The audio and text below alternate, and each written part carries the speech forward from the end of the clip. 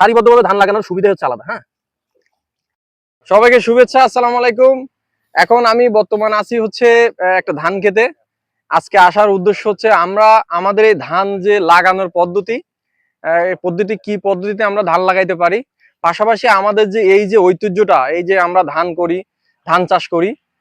আপনারা জানেন যে বাংলাদেশের এক সময় এই ধান চাষের উপরেই নির্ভরশীল মানুষ। তো সেই আমাদের পূর্বপুরুষদের সেই ধান চাষটা আস্তে আস্তে আমরা ভুলে যেতে বসছি। তো আজকে আসার উদ্দেশ্য হচ্ছে আমাদের এই পদ্ধতিতে আমাদের আসতে হবে।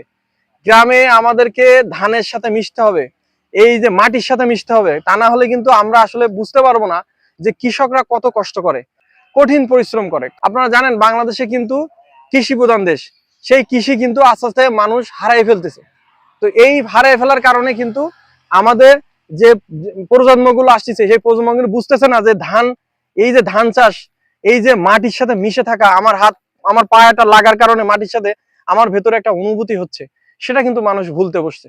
তো আজকে আসার উদ্দেশ্য ওইটাই যে কৃষিকে ভালোভাবে জানতে হবে, কৃষির পদ্ধতিকে জানতে হবে। তো আজকে আমি একটা পদ্ধতি সেটা বলার জন্য এখানে মূলত দাঁড়ানো, সেটা হচ্ছে সারিবদ্ধভাবে ধান চাষ।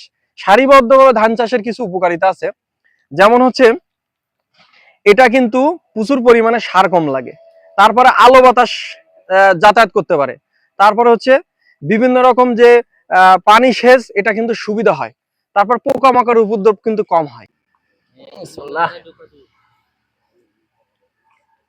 দেখছেন, সারিবদ্ধভাবে ধান লাগানোর সুবিধা হচ্ছে আলাদা। হ্যাঁ,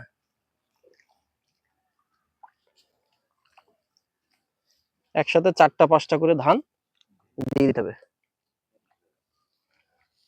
আমাদেরকে কৃষিতে আসতে হবে, কৃষি দিন শেষে আসতে হবে। আসলে সুবিধা হচ্ছে আমাদের যে পূর্বপুরুষরা যেটা করতো সেটা আনন্দ আছে, এটার কাজ করলে আনন্দ আছে, প্রচুর আনন্দ। এটা দেখেন কত সুন্দর, আমার তো খুবই ভালো লাগতেছে। তো ঠিক আছে, সবাইকে অসংখ্য ধন্যবাদ ভিডিওটা দেখার জন্য।